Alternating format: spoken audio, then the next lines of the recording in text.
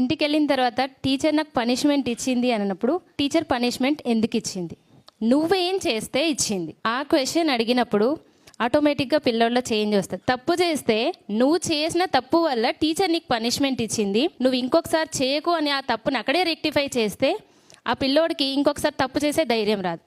అది కరెక్ట్గా parents follow అయితే ఏ పిల్లోడు ఇంటికెళ్ళి కంప్లైంట్ చేయడు, ఏ టీచర్కి పనిష్మెంట్ ఇవ్వాల్సిన అవసరం రాదు. ఈరోజు చెప్పగానే వెళ్ళి అవునా నేను టీచర్ తిట్టారా పనిష్మెంట్ ఇచ్చారా నేను వెళ్ళి అడుగుతాను. దానివల్ల పిల్లల్లో తప్పు చేసే కాన్ఫిడెన్స్ పెరుగుతుంది. నా ముందే టీచర్కి ఎందుకు ఇచ్చారు ఇలా ఏం చేశారని అడుగుతారు. నెక్స్ట్ డే వాడు కాన్ఫిడెంట్ గా మిస్టేక్ చేస్తున్నాడు.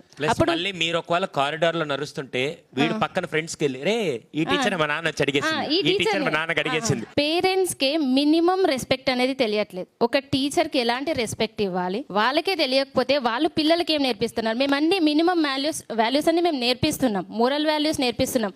పేరెంట్స్కి ఎలాంటి వాల్యూ ఇవ్వాలి, టీచర్కి ఎలాంటి వాల్యూస్ ఇవ్వాలి, ఫ్రెండ్స్తో ఎలా ఉండాలి అన్నీ మేము నేర్పిస్తున్నాం.